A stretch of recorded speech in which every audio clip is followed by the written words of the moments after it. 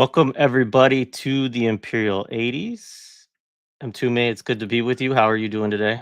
I'm all right, Monday, best as I can be on this Monday. How you doing, Jay? I'm doing all right. Yeah, we're kind of like doubling up this week, and Yeah. so it was a lot of movie prep to do for this week. We Mhm. have this episode today with Sina, which we almost didn't do, so we could maybe talk a little bit about that. Yeah. And then on Friday we have what's the movie we're watching again with Prince of Dylan? Darkness by Prince John of Darkness. Carpenter. Yeah, it'll be our Yeah, be our with first Carpenter. yeah, which is great. And we'll have Dylan Rodriguez, who told us that this movie lives rent free in his head to this day. So Which is amazing, and I can't wait to hear why. I mean, I love Prince yeah, of Darkness, but I'm just so curious why that movie in particular. yeah, it'll be really fun to hear Dylan talk Yeah. about why he Mhm. why he what I don't know whether he loves the movie or hates it or if it just Right. lives in his head. Mhm. But yeah, looking forward to that. So I guess yeah, let's just bring Cena up to the stage. Cena, it's good to be with you, my friend. Hi Everybody guys. knows everybody. Okay, now you're a little loud. What? Can you make up your mind? um, so everybody knows Cena from the East is a podcast, been on Millennials a bunch of times. It's our first time doing a movie with you on Imperial 80s, which I'm really looking forward to doing. I had said to you, are there any horror movies that you would want to do? And you were like, no, not really. Ask Nick. And so we do have Nick Estes coming It's true. on Halloween to do the Blob with us, which will be fun. But we get the other half of the Pod Capital crew, which if people are not following you guys doing Pod Capital, it's a lot of fun. Nobody has I've said this before, but nobody has ever had so much fun reading Capital as It's you true. two are. It's true. I'm on episode 2 right now. I was like, wow. I wish these were the people I read Capital with the very first time. Yeah. The the yards of linen, which had I hated every freaking time I've read it. You made it into a fun discussion. So I um, still don't understand it. I did an episode. I did like 2 episodes about it by now, and I was like, wait, so the coat isn't related to the linen? What if? And then everyone's like, what if it's a linen coat? It's not a linen coat. Everyone gets tripped up over. At least I did. But yeah, no, that's a fun series, and thank you guys. This is a fun. I love this series. You guys have been doing. It's crazy. The foundational movies of like the culture war that we know. It's all 80s, man. It's like a totally. I'm typically not like a bookends guy. Like these generic temporal things that we create for ourselves are just like they're just for ourselves. It's like a playground. We just construct these like silly parks for ourselves and we run inside of them. But like it's so I try not to like fetishize too much, like, oh, this is the 70s, this is the 80s, this is the 90s. It's like, come on, man. Time sticks together in one big wad.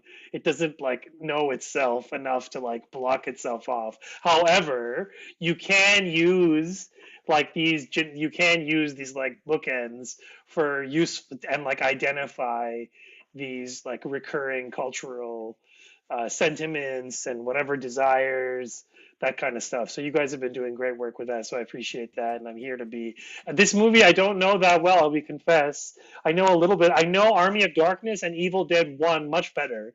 Actually, this is like the least I know. I've seen Army of Darkness. Is it even? I can't remember.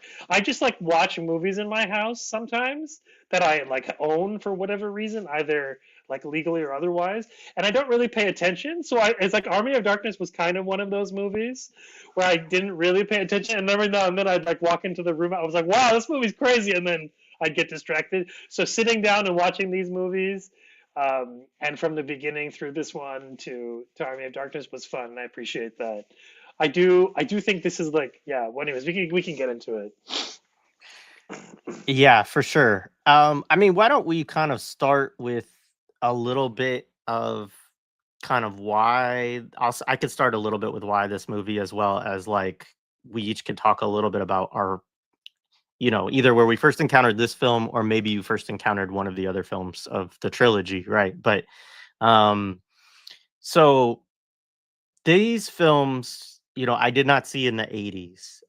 But like one of the things I found out watching the making, which made a lot of sense, is that part of the reason that this film had a bigger budget than the first one, because the first one was very just like low budget, just trying to make a horror film to It's like a student create. movie.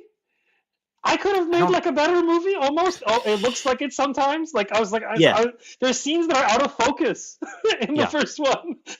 I was like, yeah. what is this? Is this a podcast?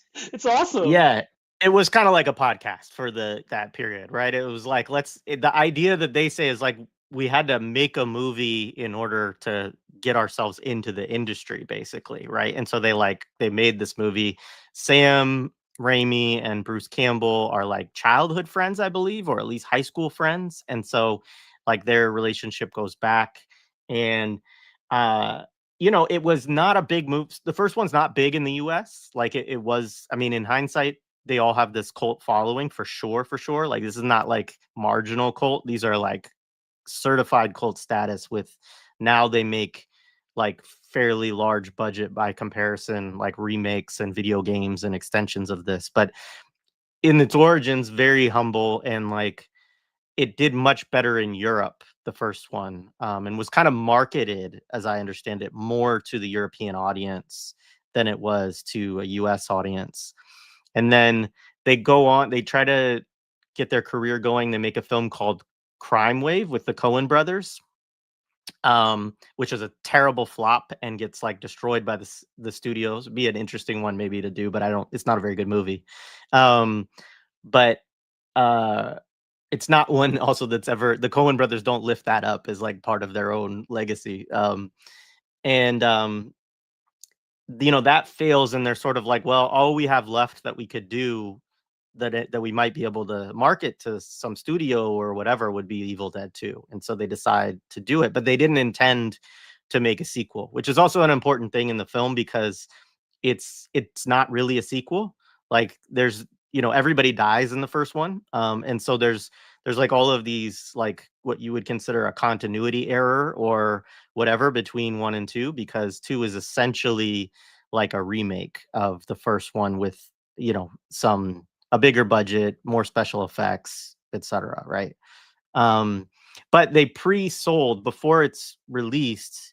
They sell a deal to HBO, and so they actually make a profit on the movie before they even release it, right? And so it, that kind of changes. And so I say that backstory just to say that's how I encountered it, was on HBO, right? As a teen, young teen, and my friends and I, we love this movie, and we would watch it. It was one of those things that we would have on regularly, either this one, not as much Evil Dead 1, although we did watch that, but Army of Darkness and this one were the ones that we watched, like, and we would just have it on and like be playing video games or whatever else, right? But like it was like, and the main reason is because we found it really funny, right? Like that's the thing about it, is like it wasn't that we found it funny because it's very campy, right? And it's like one of these movies where they say that the writers, which is like Sam and this other guy Spiegel, I think Scott Spiegel, something like that.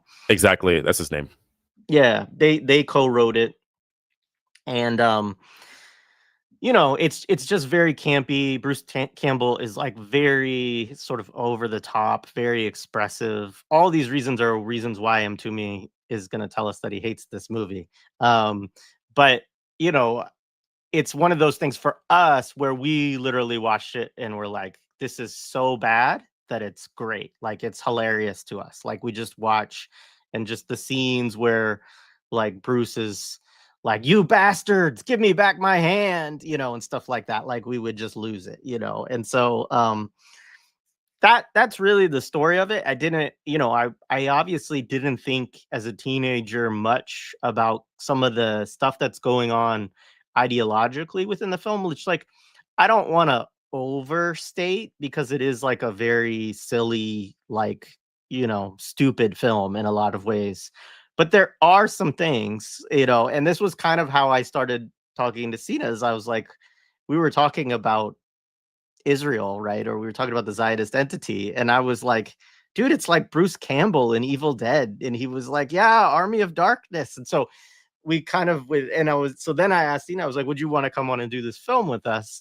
And he was like, yeah, sure. So this is the story of the episode, because we actually a couple weeks ago had decided, we don't need to do this, and then I was watching it more. I went back and watched the first one, and I really didn't like the first one that much. Part of it is there's this really awful scene, and trigger warning, we're going to talk about a lot of gore and violence and stuff like that in this episode. But there's a scene where Ash, who's Bruce Campbell's character's sister, I believe, is raped by the woods, like in a very gruesome way, right? And which, I mean, obviously would be, but and so it's a scene also that even Sam Raimi has denounced, which is kind of strange because he made it.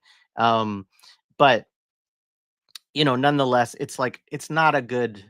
I find it really off-putting as a rewatch to watch that, whereas this one, they kind of have taken out some of the really gross aspects of Evil Dead, of the original one, and tried to make it more funny, right? And which is still I get it. People could be like, what's funny about people getting chopped into pieces and all that? I get it. But, it's just kind of how the film is made that I, found funny. But there's a lot that we can kind of talk about and digest with it. So that's my kind of starting point. Mtume, you want to go next? I know you didn't really see it. No, I mean, it's interesting. I saw many of Sam Raimi's movies that he did much later before I ever saw any of these. And I was told to see these when I said Sam Raimi sucks as a filmmaker, watching the Spider-Man movies and The Quick and the Dead. I think the first film that I ever saw was probably The Quick and the Dead. And then I saw A Simple Plan in the 90s, which I found to be a very disappointing movie. That was back when I was like a teenager, and I really thought Billy Bob Thornton was cool, because you were marketed if you were in the independent movies that Billy Bob Thornton was the next level of God. I now question all of that weird ideology that was thrown at me when I was 17 and 18 around that. If you go back and look at shit like Sling Blade, you go, what the fuck was that? Anyway, so oh my God, so bad. That'll be Imperial 80s. But yeah, so, and then but I was aware of it because I remember there was definitely growing up in New York City, a cult of hipster, proto-hipster, grungy kids who loved this movie, had t-shirts. Ash was a figure that they constantly the poster was everywhere. The poster was poster. everywhere for years after the movie. It was a dude bro thing, but also a nerd bro thing too, a movie nerd thing. Yeah. Weird. And the weird thing for me is I was into at that point I was listening to Woo. I was, not that I wasn't watching shit that wasn't problematic. I was watching deeply problematic stuff, but it just didn't catch me. There was no one within my periphery or in my circle of people that would get into it. And then I think this was actually the first one that I saw, though. Evil Dead 2 of all of them, because everyone was like, no, man, you got to watch Evil Dead 2. This is the best movie ever. And it just didn't connect with me then. And I was just not into it, which was interesting because I thought I might, because I do have movies like Reanimator. I'm really into Reanimator. I'm really into, like you said, a lot of The Carpenter, The Thing and things like that. But, and I'll talk about it more specifically, it couldn't grab me. But then I kind of put it back in a box, and I think I actually tried to rewatch. I think I watched Army of Darkness for the first time. It might have honestly, it wasn't really that long ago. I watched it, and it couldn't get into it, and I'll get into why that happened. Did you watch one question? Did you watch these by yourself, or did you watch them with a group of people? I watched it by myself, but there's no group of people that I'm going to find who's going to watch this with me. Right. I'm dead serious. I mean, that was like no, I get it. And this was the issue and somewhat looking to do this episode is I was trying to find somebody who had watched it or whatever. And there's a bunch of people in the chat who did and who loved it too. And it's a very kind of niche thing, but but that's part of the reason I say that is because watching it by myself, it like I get sort of memories of watching it with other people, right? But like you don't like the whole point in some ways is to laugh at it with your friends because you're like, what the fuck is this? Like, what is going on right now? So like, and it could be like the time that you watched it, because like I could watch like From Beyond, but I still laugh at From Beyond. I don't know. There is something about the craft of it where like I do technically think it's really it's very interesting looking at it. And I was watching it last night, looking at the kind of technical stuff with the stop motion and like the stuff and the creation of it.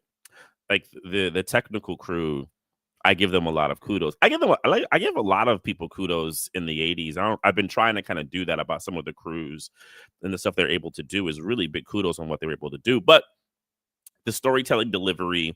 But then it's funny because when I watched it last night, and then we share notes with each other, and Jay had wrote a couple of things before you said that. There was what I was beginning to realize, a certain kind of story arc that I also realized that I've become very averse to as I've aged. So, and I also do think back then, not that I would have been like have some political read, it might not have held me then either. And we'll talk about that kind of nature is some kind of really hostile force and all that type of stuff. I've never been super into that. I'm more I could probably buy like the aliens thing, but like the natural nature and the gods and books and things like that, that never really grabbed me as a granted, like I had my thing was more alien, so we can get into that another day. But I was a rabid X-Files watcher in the 90s. Oh my gosh, really, really bad. But that's kind of how been my journey with it. The one thing I will also say is Sam Raimi and his kind of school of filmmaking, and then like the people he's connected with, is something that I am very familiar with. And there is like a kind of independent film lore that I think is really important to speak about, because I think as the kind of idea of what independent film is, very much his kind of circle is a section that I think is now the popularized section, which is hilarious because none of them are independent filmmakers anymore. They all started that way with a kind of aim to get to a certain kind of place. So, it's interesting to see him in the same time as like John Sayles, however you want to say, Spike, or different people. He's a little bit before Spike, but it's the same thing in the 80s. And these different people converge and create. It's a interesting kind of like tree branch that kind of happened. But yeah, I'll stop there. That's kind of my intro with it, how I got involved with it, and where I exist with it now, which is not one of super enthusiasm, but I do think the mechanism around it all is very interesting. You ready, Sina? Go ahead, man. Well, I don't really have sort of, I guess this is I did the sort of thing of like how I sort of encountered the movie. I'm not, thinking back now, like why this movie didn't appeal to me. It should have. It's kind of made for teenagers, as you pointed out, Jay. It's like a comic book. Bruce Campbell, I think the difference between the first one and the second one, I mean, it's funny at the outset, I was like, oh, I didn't realize the connection between the two movies. I actually didn't know. And, I did, I didn't realize that I realized, the first one is like a study for like the second one. The second one is like a better version of a better sort of like improved one. It has the radical thing of not having scenes that are out of focus. The second one, it's like, so it loses, and there's also there's sort of generic nods in the first one that aren't there in the second one, that it becomes less of a horror movie, I would say, and more of this kind of cartoonish sci-fi, not sci-fi, but like almost fantastic. I mean, which is what comic book heroes are. He's like this strange, but I do have to say is that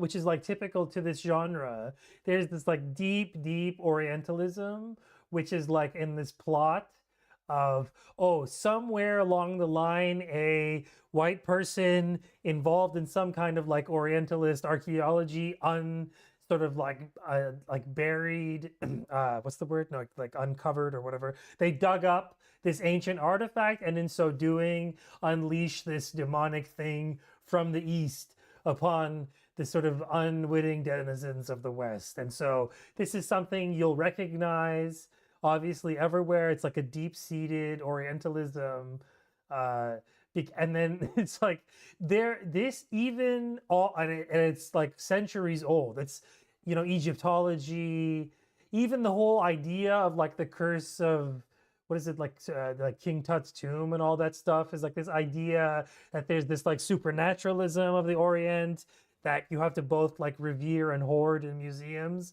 but also now, mind you, this is like a campy B movie, so it's gonna take all of which in a lot of ways, and this is like true for a lot of like U.S. cultural production, but it's like a regurgitated rehash to some degree or another, creative or otherwise, of a well-established form, either creatively like rehashed or whatever, just standard. And I feel like this movie, like they take a lot of like standard elements and they do that, and then one standard thing they take is this like, oh, Orient is like the root of all the dark evil things in your life. Like the script, like the Book of the Dead thing is so stupid. Like you look at it, you're like babies would believe this. Like it's like, but realism obviously isn't like the order here. It's just like everything is just like a set piece for gory, like, you know, goofy, gory kind of like, it's almost like they took like an Ernest movie, like Ernest goes to the forest and like uncovers a demon, and they made it that. And now Bruce Campbell's really good. Like imagine if it wasn't Bruce Campbell, imagine if it was like Jude Law or some shit. Like Bruce Campbell is a big reason why this works. It's like and it makes sense that they like basically made it about him in when they redid the movie. And I was thinking about how funny it is to like redo a movie, but then you're like, it's the 80s. Nobody saw the first one. Who's even gonna know the first one exists? You could just redo it. Like, who's gonna know? There's no internet that like tracks these things obsessively and like, you know, tracks down the actors and be like, what do you think about being excluded from the second Evil Dead? Like, it's all just, there's that culture isn't there. So it's funny that they got a better shot. And I was reading about it, like they got it was Dino De Laurentiis, the wacky guy, you know, wacky, legendary, you know, madman, you know, financier of weird things. So like all of these things came together in this movie, but the Orientalism thing is just such a racist fantasy that undercuts so much of this genre too, that like it's a mix of like mummy, straight up Orientalist things, but because it's so watered down, because it's like regurgitating all these things like the Mummy, somebody pointed out, Exorcist, like it's inheriting that tradition, and you just like watch it with them. So like the goofy thing with like the couple, the archaeologist couple, the father who's like the daughter-in-law of the senior archaeologist and her boyfriend, and like the way they speak, like she sends him a freaking telegram, she gets off a plane that looks like it's 1947. Like it's all very funny and like archaic, and and the whole contrived thing of like, oh, he recorded these tapes. Thank God these tapes like explain the entire plot of the movie. Thanks very much. Like, I love when movies are just like, how about some more exposition? Do you like exposition? Would you like some exposition with your movie? So it's in so many ways, it's like, yeah, it's like a straight up like Neanderthal caveman movie, but like that's an audience. There's a huge audience that like loves that stuff, and now and you watch it for like like the same reason. Did you ever watch, I mean, this is a lot hornier of a movie, of a show really, but it was Tales from the Crypt. Yeah. From the Crypt, I like watched that a lot. similar era. That was like such a horny show. I remember, way hornier than this movie. But that kind of, it probably, looking back now, it's like the last days of like straight like analog effects, like analog, like just straight up plaster dudes with like little motors and things, and it was like the before digital, because a movie like this couldn't afford it anyways. And you wouldn't do that, it would just look silly. So like the claymation, and like, yeah, there is something, you look back now, you're like, oh man, you wouldn't do this today. But yeah, that same thing, I remember Tales from the Crypt, because that was definitely something you like didn't see mainstream in like in that kind of, it was like definitely like out there. But I'm realizing now, you're like, oh, it was just like horny. But a lot of horror is horny too. It's just like a baseline, the horniness of horror. But these movies aren't even that I don't know, what do you guys think? I didn't find this one particularly horny and compared to like, like Jason, or like Friday. No, well, Friday the 13th to me is always like the high point, because I mean, how many times does Jason kill someone like literally having sex? Like, it's like literally part of it, right? I always think of the one like the tent where they're like, and then he grabs the tent and he like beats them against a tree, like right after, and that lives rent free in my head. That image, like it's just so absurd. But this one I didn't find, but I do find that everything has to be circled around like intimate relationships, couplings, like everything is like in a couple defending your woman who's been killed, and then she becomes a demon monster, and then like the sadness of that, and so the kind of like male ritual that exists within it. And it's funny what you said, Sina, like that's the stuff that I think as I've gotten older I immediately respond to. Like, I didn't necessarily immediate grab the orientalism as like a word, as much as I saw a kind of idea of the past, right? And the past as hostile, right? And how do you meet that moment, right? Of like the hostility of, but then of course, if you take it to like its like logical conclusion, what is the old world? I mean, it's also like, I also find, and we should do this, I think it is the 80s. Think about Conan, right? I mean, who is his biggest villain? It's James Earl fucking Jones, right? Right. And I mean, and that's another John Milius fucking movie, right? This idea that the old kind of uncivilized world is this black person, right? So it's like they're all kind of like diving in that sandbox. Yeah, I mean, what I would say is like the Necronomicon, right, is a made up thing, like and is made up by H.P. Lovecraft, right, who of course is a very, very racist person, and not in like a, the way that we might say some people are racist, but like just straight up like quite racist, like, you can find quotes from him that are quite, explicit. And it's Jay, not to like cut you, but to add one thing, it's also important in the 80s in these movies, Lovecraft has such an influence in a lot of this culture of movies. And then it's funny because in John Carpenter's In the Mouth of Madness, you see him taking a shot at Lovecraft in many ways. I don't think it's for like the reasons we're going to be, but it's kind of at the shoddiness of him. But right, it's important. Like, this wasn't just like Raimi using Lovecraft. He's like all through it. Yes, what was the comment you were talking about Lovecraft? Well, you just said it, but yeah, I was Oh, going to okay. bring up the Lovecraftian. I personally had no idea. Lovecraft to me is like, so I just have this weird, like completely baffling racism around American like literature, where it's like a distant echo of the actually good stuff that's written in English, which is written in England and Ireland and stuff. So I never take American literature seriously anyways.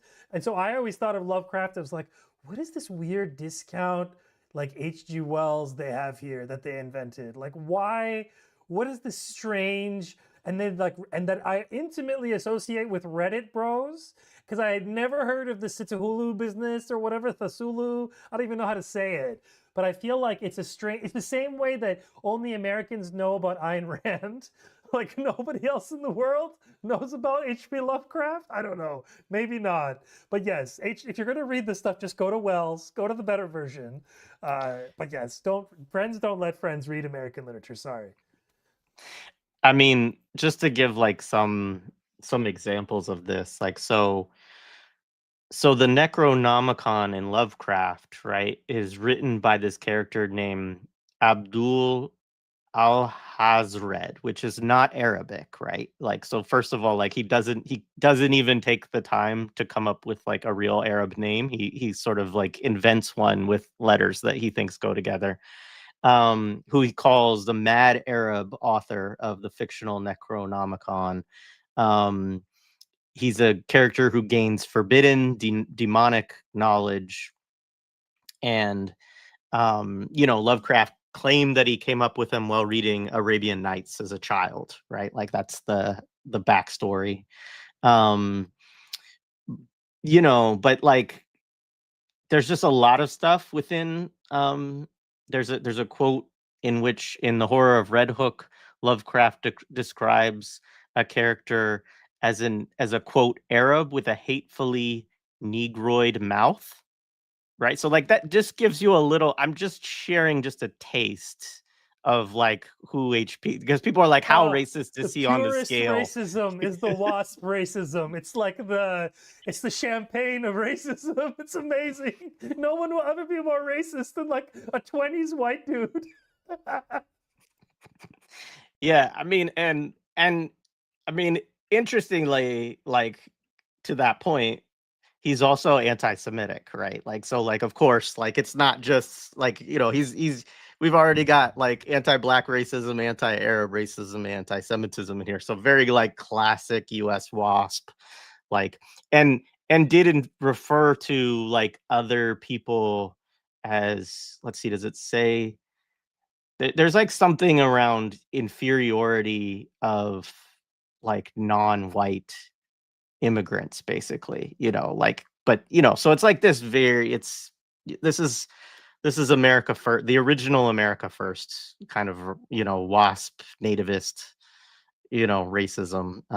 And I mean, I don't want to overstate like the amount that H.P. Lovecraft has to do with this specific movie, because I think they're just pulling this idea of the Necronomicon, which actually comes from that, and dropping it into the world. But as Sina says, like, I think this is part of the Orientalism that is underpinning the series, and you get that maybe more clearly in Army of Darkness, but like you transition at the end of this, spoiler alert, he gets dragged into the portal and dropped back into 1300 AD, and they use this, they say Kandar, right? Which, like, there are Kandars, but it's not necessarily specifically referencing a real place. It's like a fictionalized version.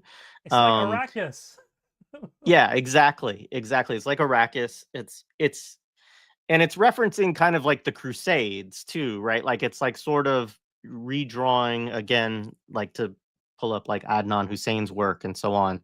Um, when you get to Army of Darkness, it's 1300, and there are like all of these Europeans in like these knight outfits that are in this like Oriental kind of land full of deadites or these demons, right? So like that's some of the backdrop of that. Do you guys want Yeah, to? Oh, go ahead. Yeah, I mean, and we can start maybe with the movie or wherever you want to go, Jay. But like, that's a thing that I just find very interesting, because if you think about these movies and like what they invoke, and like the interest, like this like crusades, and this need to like to find yourself, because I think also like the heavy Joseph Campbell influence that pretty much hits American movies once Star Wars comes, I think is just really important. And then you add Campbell and you add a Lovecraft, and while like yes, they're not explicitly referencing it, they become these guideposts, especially for fantasy films, right? Because this is very much a fantasy film. It's within the fantasy genre, and Campbell's whole thing is about the hero's journey and what the hero has to do and all the loss that he will face, and that he has to become a monster at times, which literally Ash does become a monster at times, right? And he goes through these changes to kind of find himself and find his virility, to basically overcome and save the world or save his family and so forth and so on.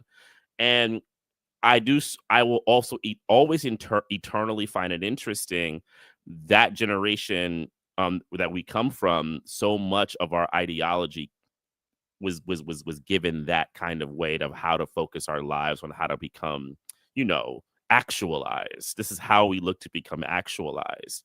And, because a way, this is a more gory version, but like you put this with Star Wars and everything else, and you get a nice oeuvre of of heroes' journeys to pluck from. Choose your own hero's journey when needed. Yeah, right on.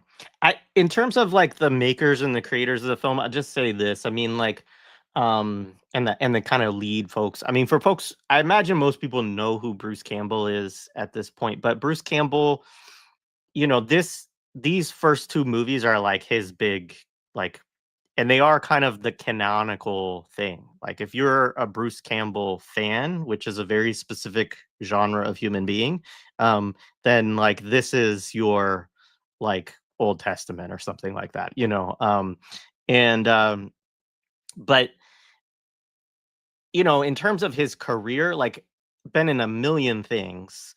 The bigger points are probably his role. Like, he's on Xena Warrior Princess, he's on Hercules, like, so these 90s, like, just kind of also sort of, I guess you could call them B television to some extent, like these shows that would run at like 6 or 7 o'clock at night, or maybe 5, like not 7, because that would have been like game shows. So probably like 5, like it would be like, before the stuff that people really watch. And as kids, like, this stuff was on, right? So like, especially the years I didn't have cable, or I was in my room without cable, like that would be the kind of thing that was on.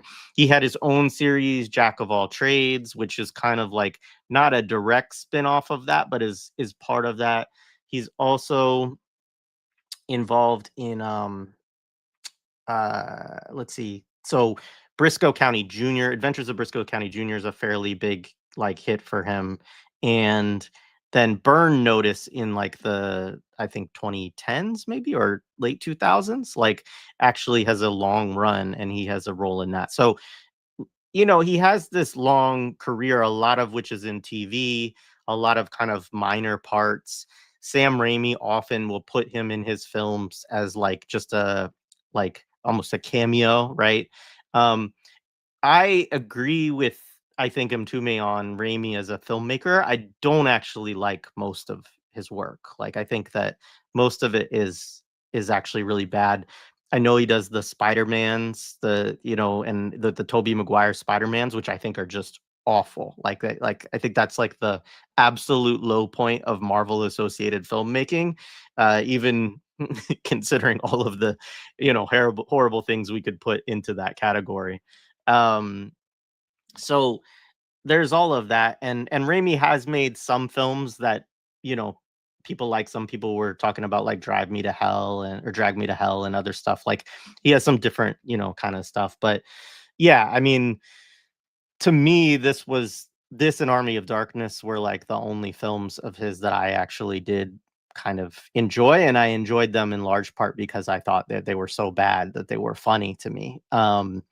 But so that translating over into like Hollywood filmmaking, it doesn't really work because you have a lot of the campy elements still. Like I actually think that Spider-Man series the first, those 3 movies has got a lot of camp in it, and it it's why Tobey Maguire is like a meme, at this point for those a lot of those things. So I guess the couple people that I would shout out that have really interesting careers are like the effects and makeup people. So like Nick Nicotero, who's done like a ton of stuff. Like a few of his probably the biggest thing is he's done like 177 episodes of of The Walking Dead, right? So if people like he basically done the whole series of The Walking Dead. And he's also just done like a ton of movies. He had done no, it's the other guy. The other guy is Mark Shostrom, right? Who's kind of the head of the company that does the effects and stuff. And he did the second Nightmare on Elm Street film and the third one. And he also did a bunch of Star Trek Voyager and maybe some other Star Trek related stuff. And so like these guys, I mean, their catalogs are huge. Like their IMDb pages are like 100 plus films and shows long easily. So there's a lot of work that they did, and they're the effects crew basically and the makeup crew for this film. So that's one of the kind of like, I guess, interesting things. There's also, I mean, in this, I do want to talk about Zionism as it relates to this film, and also settler colonialism just more broadly. The group of folks that's involved is a little bit of an interesting, crew. So Scott Spiegel is the co-writer. I referenced him earlier.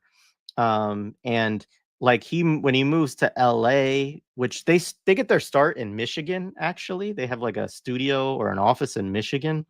That's like Bruce and Sam. But by the time Spiegel gets to LA, he shares a house with Raimi, Joel and Ethan Coen, and actresses Holly Hunter, Frances McDormand, and Kathy Bates. And he also shared another house with a roommate and film editor, Bob Murawski. And so he's credited with introducing Quentin Tarantino to Lawrence Bender. And Lawrence Bender ends up producing all of Tarantino's work, starting with Reservoir Dogs. And the thing I want to say there is that Bender is also executive produced this series Red Alert that's about October 7th that's on Paramount Plus. And so he and Tarantino are big Zionists. And that I just want to say, like, it's in the air, right? These folks are around folks who are like and friendly with folks that are very Zionist. And I don't know, I couldn't find out a whole lot about Spiegel in particular.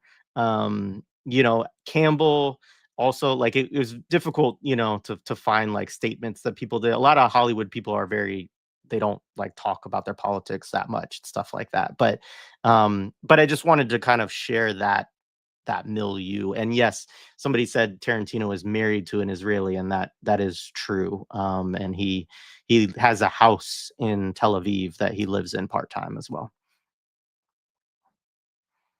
You're muted. Yeah.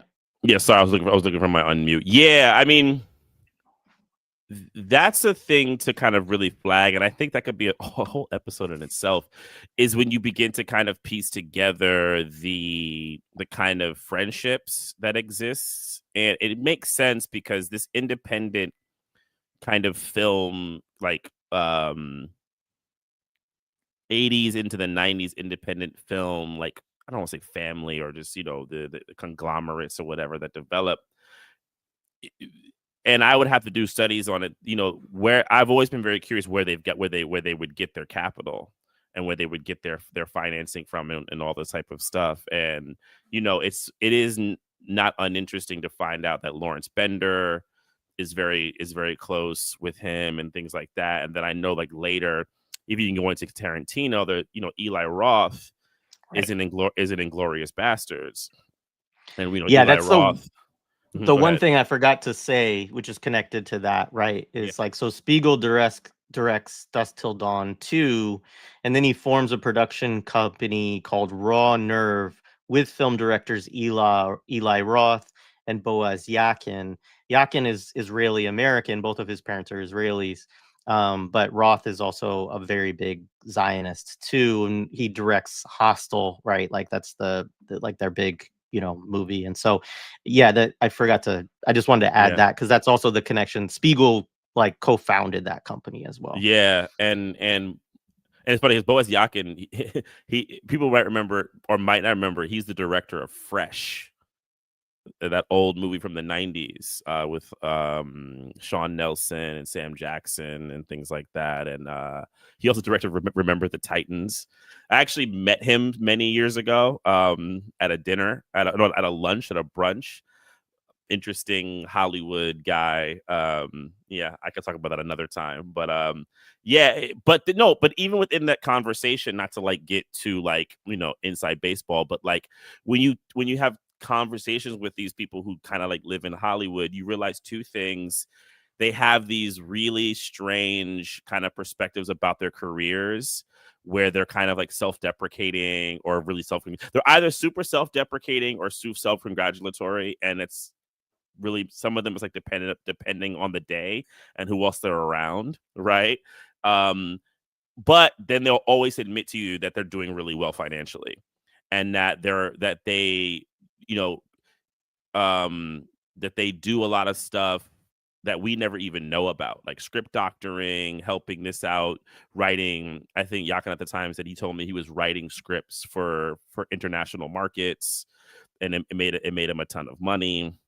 And there is, we'll get back to the movie, but there is this entire world, right? And when you look at people like Eli Roth and the amount of money that they also contribute and they endorse with things like Zionism and AIPAC in Hollywood for a long time, a lot of their advocates sitting in Hollywood, one could just imagine the kind of, moving and shaking that's happening. I think it's actually shocking the degree to which the whole culture industry, not the whole, but the vast chunk of the culture industry is deeply intertwined with the entity. And it's not about like as crass as, oh, Jews control Hollywood, which funny enough, there's an equivalent thing in India, at least from what I've joked about with my brother-in-law. I think it's pretty true though, that, oh, Muslims control Hollywood, Bollywood, which is to say, but there is like a kind of canard out there. And so it's not about the control, it's that more US imperial interests are deeply implicated in the entity and legitimating the entity and everything it does, and putting it in movies like for no reason whatsoever. Like I was watching, what's an awesome, like every now and then you're like, why is Israel mentioned? Israel does nothing here. I was watching The Day After Tomorrow, which is an amazing movie, by the way, even though Tom Cruise is like a fascist psycho. It's still an amazing movie. I love that movie so much. And at the beginning, they just mention Tel Aviv or like Israel. It's just like they just mention it. Like it does, like nobody cares. It's like it's like I don't know, it's like a weird meme where they have to like mention the entity. It's like some weird religious pledge. And you realize that it's just like, oh, they have to like normalize it and make this colony seem like normal, because in some ways, like Israel is just like it's like the Steve Buscemi of like nation states. It just like walks around and it's like, hello, fellow nation states, how are you? And No, like but to that point, see Sina, it's like it's part of the free world, right? I noticed that always, like what they include and what they consider to be the free world, especially in like disaster movies or movies that are deal with like alien attacks or something like that, or existential crisis of some sort in the globe. They always want to focus on nations that they feel have like gone to like the next level. So if we lose that nation, then the world's really fucked, right? If we lose the United States, we lose the Zionist entity. Like we're in bad shape here, people, right? And people can't underestimate how much that plays on people's perceptions of, you know, modernity and what needs to stay and what we must protect.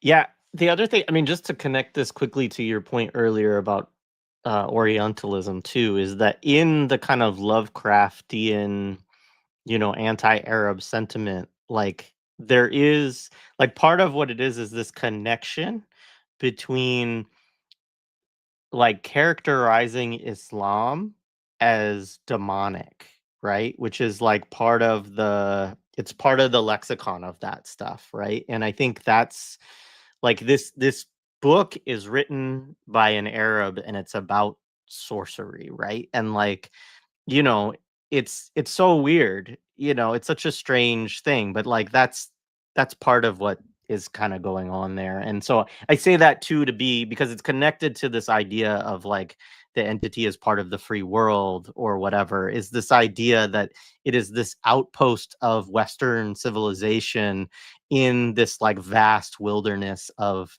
savagery and you know, demon worship and all of this other, you know, nonsense, right? Like, but yeah. And one of the things that Zionists were very good at doing, and you recognize that now, and you guys have done episodes on these movies, specifically, or some of them at least, the Golan Globus guys, canon films, and not just them, but like a whole series of them, is that they capitalized on translating very old Orientalism that predates Zionism, that mostly figures around Islam, Muhammad, the idea of the Quran, that isn't as racialized. At least if its racialization is more, let's say, ethno-religious, to put it that way. And one things that Zionists have achieved, with obviously the blessing of the like American imperialist daddies who like fund them, and they're British ones too, is translating that old world Orientalism into its inverse, like the necessity of Orientalism. We live in a world where all these Oriental savages are running around, and somebody needs to police them, and that can be our civic duty as this precious, you know, like Jewish ethno state in the middle of this forest. So it's correct how when Zionists like they are an outpost of the West, like in this place, like that's what the West is. It's just a pure, like more like the way that like 1920s wasps, like somebody in the comments said, like 100 proof racists. Like Zionists are just like 100 proof, like Islamophobic, like anti-Arab. Like it's a perfection. Their racism is like a purified white supremacy that is face to face with the Arab, with the Muslim. Whereas the Orientalism that we know, that we typically engage in, is once removed, is like made in the West by Westerners. Maybe they've gone over there for a kind of foray, but ultimately, like, this is a closed shop. Whereas the Zionist fantasy and their settler colonial mentality is like, oh, we ventured into the dark corners of the earth. Like, we're here and that's what we do, and we are, you know, the vanguard of this imperial project, which is true. Like, that's what they are. Like, they are a kind of vanguard. They are a kind of like avant-garde, like forward operating base, beachhead, whatever you want to say. And so it makes sense that this US culture industry. Oh, another thing that's Zionist that you didn't know, by the way, paranormal activity movies. Yep. That's why they're always on the channels. I think it's like Israeli produced or something. I don't know. Anyways, it doesn't matter. They all are. So it's like, I think one reason why very correctly they identified the necessity of translating that kind of, let's say, old world Orientalism into something more useful to their purposes. So, you know, like the Palestinian terrorist figure, the, you know, like, and later on, the Iranian religious fanatic, you know, the Lebanese Hezbollah supporters. So like the Yemeni Iran-backed Houthi, like these are all stock characters in this Orientalist drama that unfolds on the screen that Zionists actively like pour fire on. And my God, they bought, could we just talk about this for a second? They fucking bought CBS News and gave it to the most ass-licking, incompetent, failed daughter, Bari Weiss, okay, whom no one likes. This is how bad it is going for the Zionists, that even the media control that they have, that they so shamelessly flaunt in front of everyone, and they say, oh, Mark Lamont Hill, we can erase you. And that's exactly what they did. Van Jones, he will get a promotion at CNN, I'm sure, for what he said. Like, they flaunt how much flex they have over the US media news culture industry. And they still have to actively fucking like a claw game at the bowling alley, pick out every single CEO and put their own fucking loser in charge. Like, that is how it's going for them. And it's so hilarious. Like, they are shitting in the very like pond that creates them. It's amazing. It's amazing to watch. I mean, Zionists are out of control, obviously. They are killing people every day. So you can't say that's amazing, obviously. I don't mean that. But I mean that in the sense that you get amazed by their brazenness. Yeah, then the next day happens and they do something new. But to connect this to this movie, it's so very interesting. You know, because of some weird thing in my algorithm, I get the Free Press sponsored ads on IG, right? And of course, one day, you know, sometimes you see on IG like the who follows it. And I saw someone that I know, my age range, follows the Free Press, which didn't surprise me because they're pretty much a conservative, like they're you know, very reactionary politics, and I don't want to get into that. But the other thing I know about this person is this kind of like kitschy stuff is stuff that they really like. So these kinds of kitschy ways of looking at the past, and this person would be the first person to come to me and say, "Well, it's just a movie. Oh, it's, you know, it's just a thing," and I'm like, "Okay, fine." But you read the Free Press.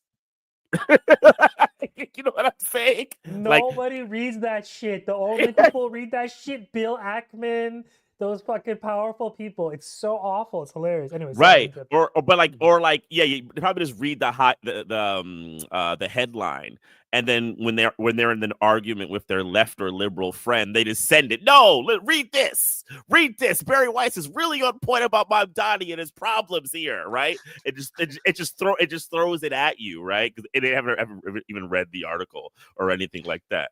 But I say this kind of kitschiness that was developed as a way that people look at the past, which is orientalist and racist and white supremacist and settler colonial.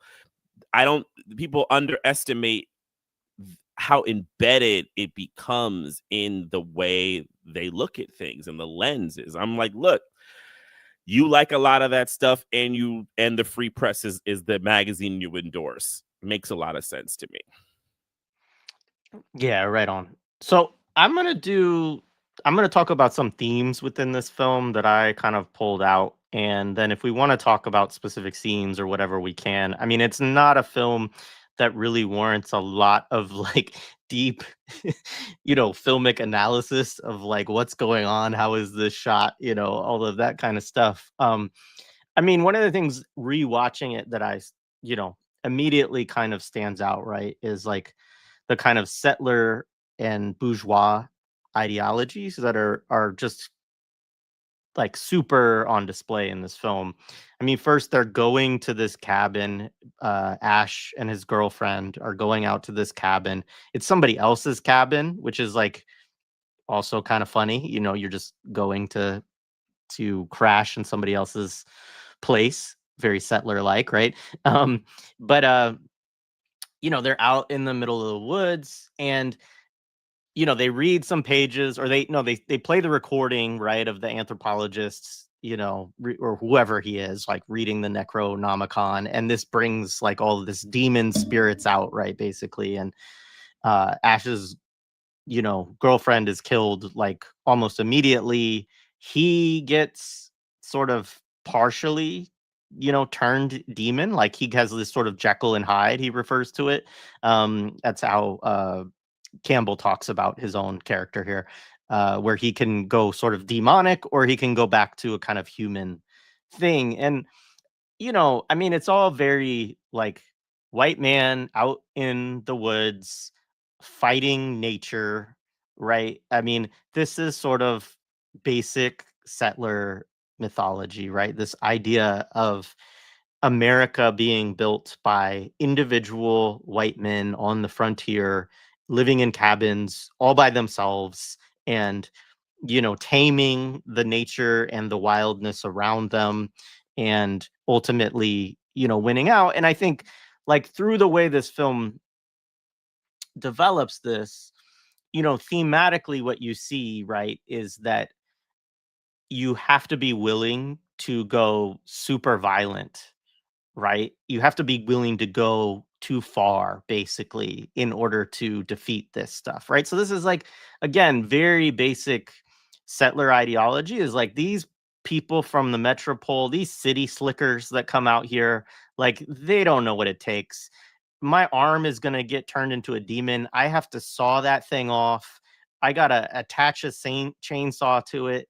And I got to, like, Well, you think of know, what the chainsaw is. What the chainsaw is like the violence of settler colonialism. Like it's the same. You know, it's a symbol. Like he's a lumberjack, like quelling nature, whatever. Like it's this. It's an updated thing of John Bunyan is like how I saw it, but done with this kind of like over the top comic. Now I found out, I found out that there was like a problem with like the X rating in this movie. I think like it was part of the problem of the first one is that it was just like so gory and so violent that it received like an X rating.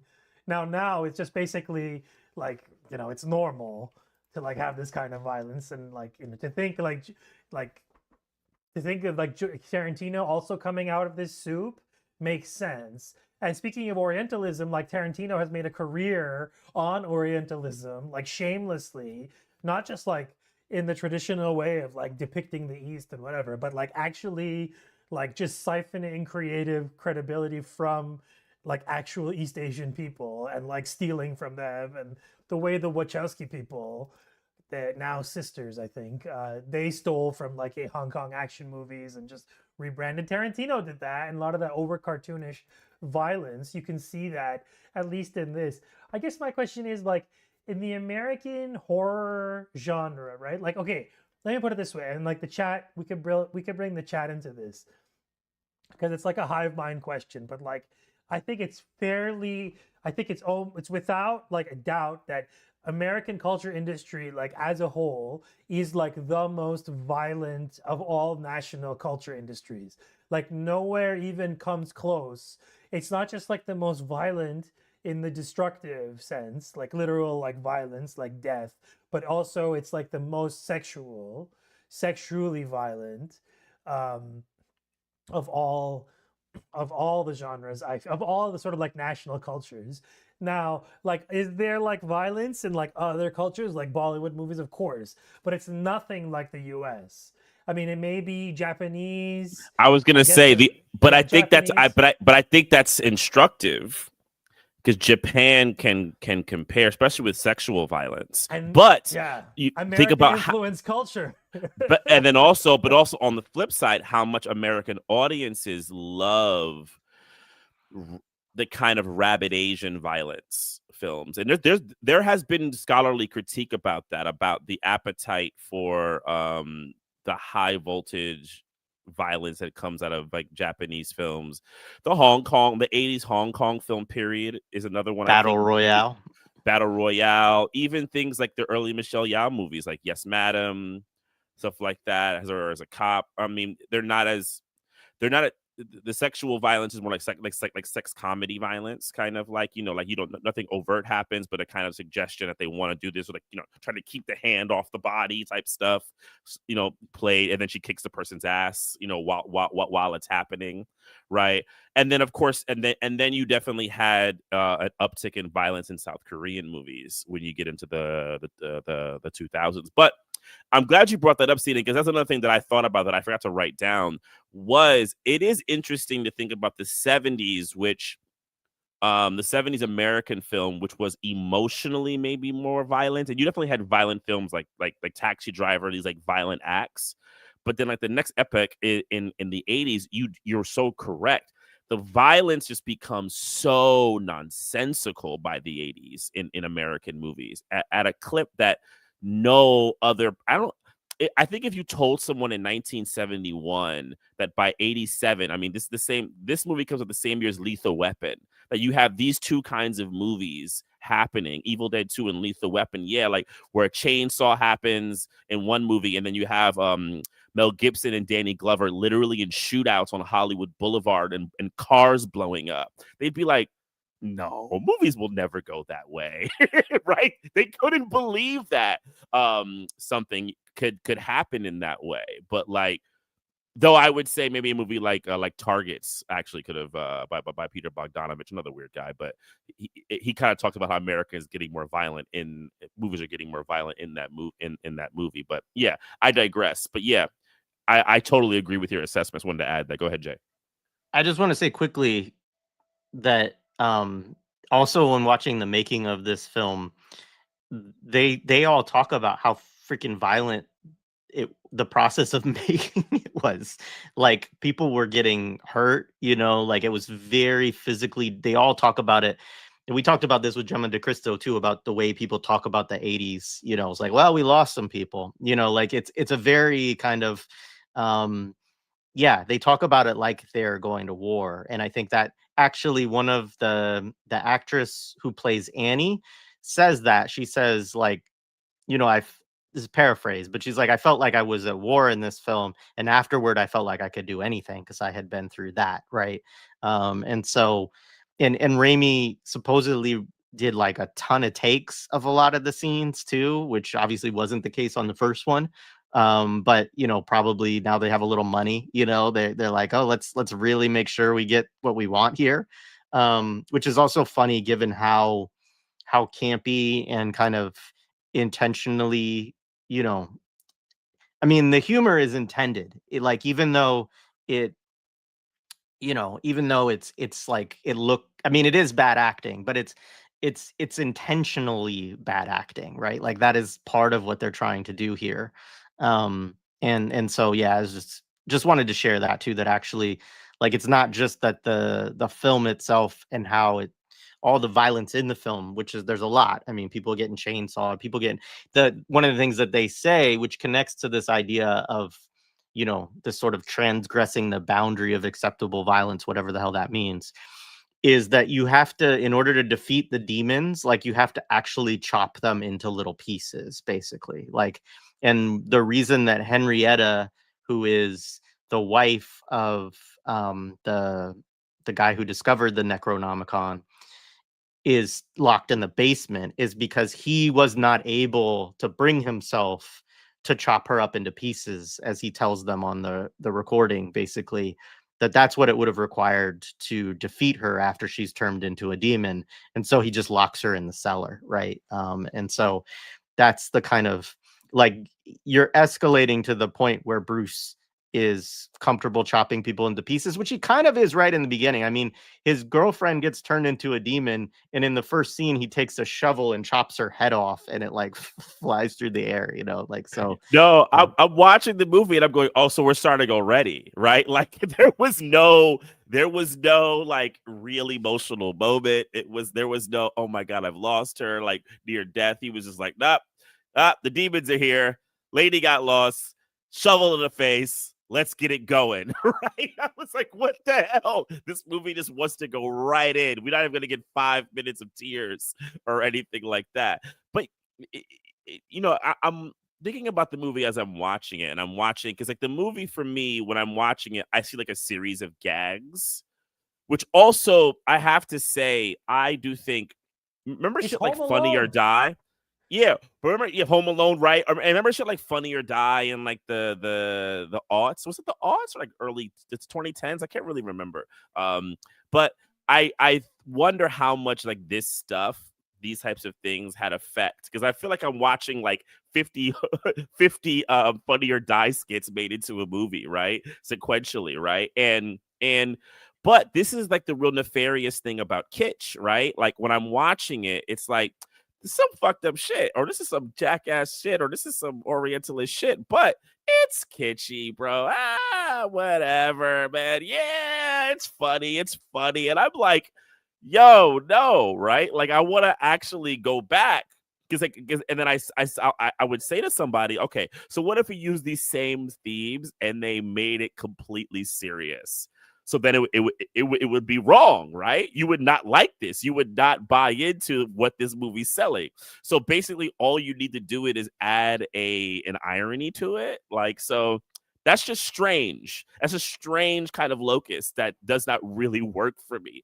And while I could watch the movie and I could see like technical things, like I did think that was cool when she was like I like stop motion, and when she did that and like the rolling head and she put it on, I was like, oh, that's cool. And like I would have these moments, or like there's probably a few others that I can't immediately remember, that I was like, I would look at it technically, but then I would always have this moment where like the women, right? The women were always just getting got, and the dude, whether it was spoken or it was implicit, had to kind of defend her honor, right?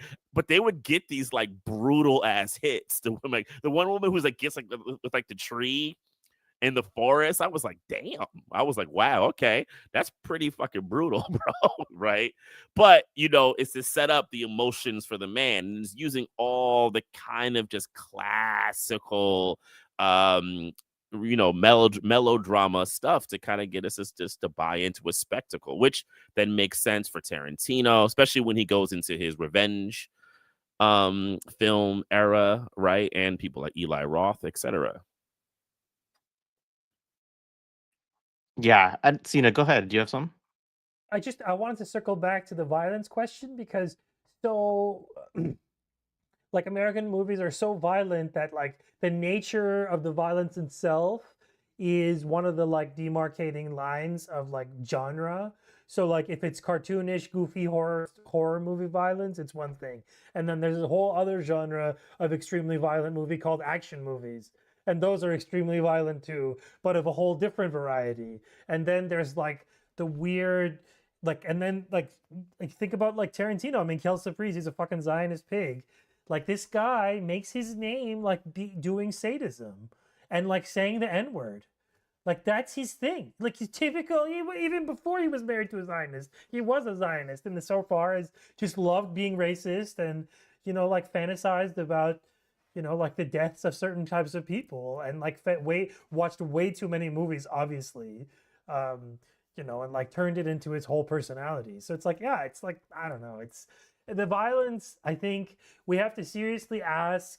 I mean, I'm not saying you guys don't do this, I mean, obviously, but like as a culture, we have to ask, like, is American culture industry so extremely violent because it's working to distract you from the very real violence that America does across, that like people can just like turn on their TV and watch anytime? Not turn on their TV, and maybe that's part of it, but like there is a real violence, and then there's like the aestheticized like fun violence of the screen.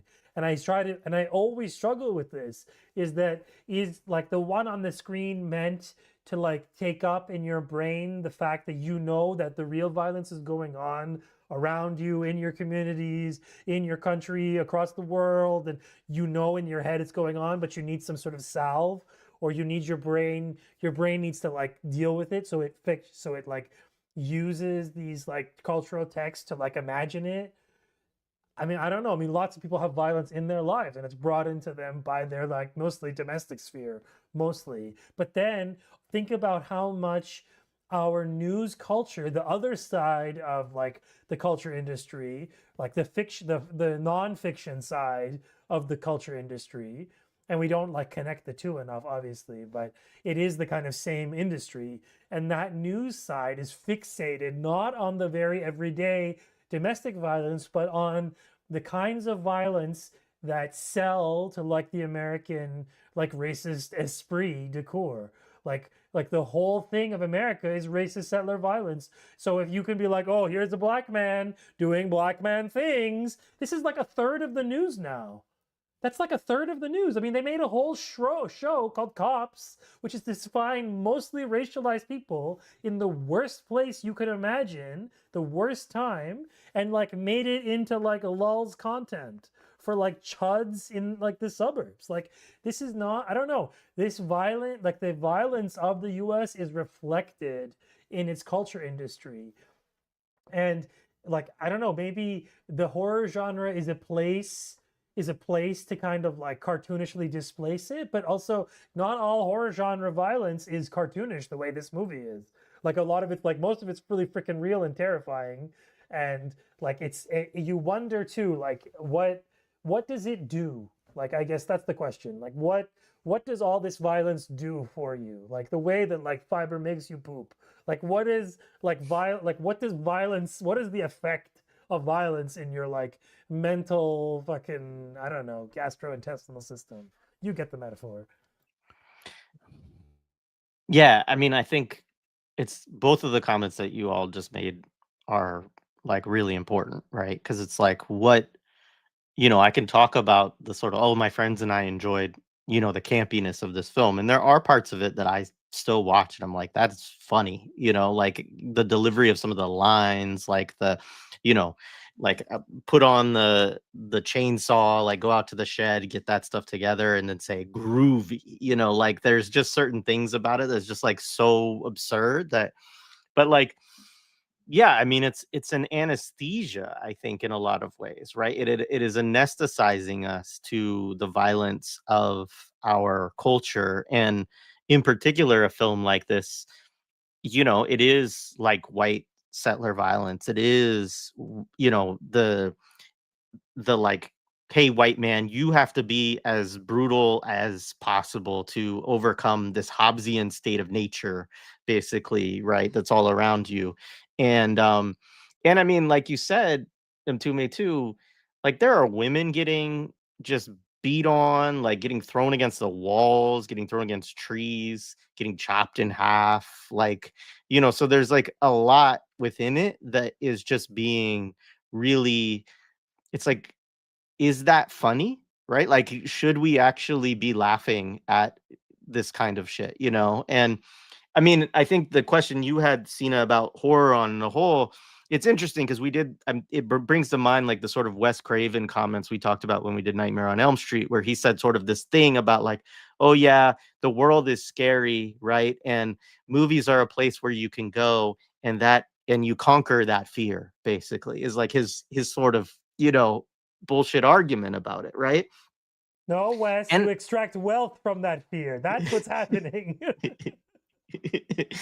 yeah, and so I think these are the issues with this type of stuff. I mean, and it's not a film like this, as much as I might like it in certain ways, like I have to really sit with like, why, like what is it about this film, that what is it doing that I find enjoyable or humorous, right? And like, what is that, yeah. That's the same problem I have with Conan the Barbarian. I love that movie. It's for cavemen though. Oh man, it's for like old school cavemen, not even progressive cavemen. That is like a caveman's caveman movie. I love it. It's so racist. No. I mean, one of the things that I've been thinking about for quite a while, because I was, a theater student, and you think about even things like Shakespeare and the idea of the sword fights and the chopped limbs, and if you read about mystery plays and like old in old Europe, they were very violent, and very violent things shown to the public and to the people who would go see these things. Lots of fear, depicting demons to kind of scare the crowds. And it's funny you bring up Craven, because Craven does actually invoke a lot of that.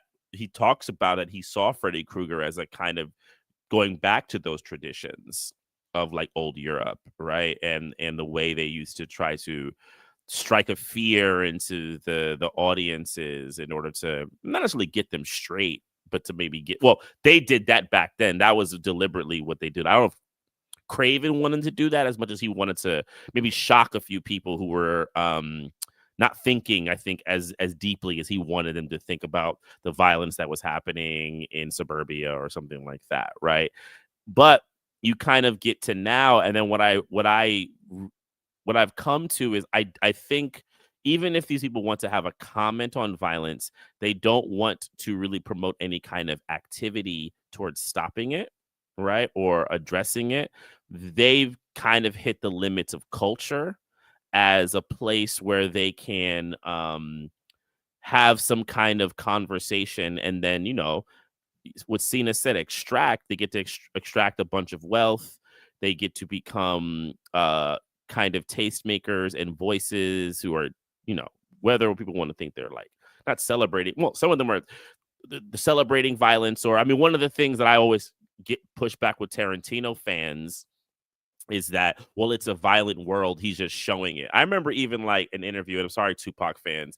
I remember there was this Tupac interview where he said he wanted to make Tarantino like movies because of, the violence, right? Yeah. And he felt like Tarantino was like really showing the violence of the world. And I was like, well, he's giving it to you because we have this appetite to not actually deal with it. We just want to go into culture and revel in it. And I said, but this is really old Western liberalism bullshit, right? It kind of goes back, and all it's produced is just more imperial attitudes, more enlightenment bullshit, right? And that's about it, right? It hasn't really produced any kind of real activity. And that's one of the things that I've been thinking about with like second cinema, right? Because first cinema is like incredibly imperial, right? It's overtly imperial, but then the second cinema is supposed to be this art house place of contemplation often, and so forth and so on. But at the best, all it'll really do for you is just make you feel like you've done something by participating in some kind of social critique, right? At best. Or I even think people would watch something like Evil Dead 2 and think that by laughing at violence, I can reconcile or with violence better. That argument does exist. Like, if people think that's crazy, that argument does exist. So, but what it ultimately it does, it just makes an inactive citizen towards it. It's like you just accept it. It's the Hobbesian kind of world, like you say, or like the Lockean kind of world, right? This is what the world is. And then when things do get violent, what's your answer? Well, yeah, we need the police, obviously, or yeah, we need military. We need, I mean, I know we don't want to have the National Guard in our city, but it is getting out of hand. So we got, like I don't want it, but I get it, right? Gotta put a chainsaw on your arm, man. Like, it's like, and then at best, no. And then sometimes you gotta become Rorschach, right? From the Watchmen, which is funny because they don't realize that Alan Moore is actually making a critique of that attitude, or like the kind of people's love of Batman. And like people's love of Batman is he gets to be rogue, right? He gets to be a rogue vigilante, right? And he gets to take matters into his own hands, right? Daredevil, right? The Punisher, right? It is. Didn't Raimi do a Punisher movie? Am I correct or am I wrong? Ooh, he might have. Did he do a Punisher? Because that would like make total freaking sense if he did. I might be wrong. I'm sorry. I know he did Darkman, which is another one of these, right? Like Darkman. Yeah, he didn't do Punisher. No, but like Darkman, right? That his whole concept around Darkman, right? The vigilante thing, right? And that's him taking parts of this stuff into a more kind of justifying violence in a not a real world, but in a world more recognizable to like regular people, that like there's hyper violence around and you have to, like you said, you have to become a demon sometimes, right? And that demon, that demon will also be the ultimate victim, which Ash, I think, I like the end of the film. It's so crazy like how the film ends where he's like, oh no, right? Like he becomes the ultimate victim, and I'm like, really, dude? Like, okay, sure, you're the ultimate victim, Ash, great. And now he's locked in the past. Yeah, I don't know that there's too much more to say about this that we haven't already touched upon. There's there was something else I had that I can't. Was it related to? Oh, just another Sam Raimi note that somebody said is that like, and this was somebody in the making, and I didn't know they were referencing a quote by somebody else that they didn't cite who it was from, but they said Sam is always trying to make a Three Stooges movie, right? And like you can kind of see that it's like horror meets the Three Stooges a little bit, and the Three Stooges is full of a lot of like that the camp, the violence, like all the poke eyes out. There's like the scene where he's fighting with his hand, and his hand keeps smashing plates over his head and throwing them all around. And by the way, they all talked about what an amazing actor Bruce Campbell was for that, because he just kept throwing himself around on the ground and everything. And he did have a stuntman, but he says his stuntman didn't really do anything in the film, which I'm always a little bit question when somebody says that. But nonetheless, that's kind of like some of the lore of the film. And yeah, Sina, I think we're gonna wind down. Was there anything else you wanted to say before we wrap? No, I'm all good. Thanks, everyone. Yeah, thank you. Just from the chat, thank you for the super sticker. Appreciate that. Somebody also, Sina, said that, Mtume said the concept of the Arts International you were discussing on your pod sounds very interesting. Yeah, more to come on that. More to come on that. But thank you. Yeah. More to come on that. Great sounds in these films. I do think like the special effects and the makeup folks, they kind of make this movie in a lot of ways, for better or for worse, what it is. And so we're gonna record a quick bonus episode where we look at some of these scenes on Patreon. So if folks don't support the Imperial 80s Patreon, that's the fastest way to get those. We will eventually send that bonus episode out in probably about a week to the Within Our Gates Millennials patrons, and we're also going to share it with the East as a Podcast patrons if Sina feels like sharing it with his folks. So right on. So thanks, everybody. This was a lot of fun. On Friday, we'll be back with Prince of Darkness with Dylan Rodriguez, John Carpenter film. And then tomorrow I'll be on with Renee from Saturdays with Renee. We're going to do a quick kind of discussion around the Alabama Solution, which is a HBO documentary that's out that features members from the Free Alabama movement that I've interviewed over the years and stuff like that. So it'll be interesting to talk about that a little bit too. So anyways, thanks everybody. This was great. Appreciate you coming through. And Sina, thanks for coming through and hanging out with us. Peace, y'all.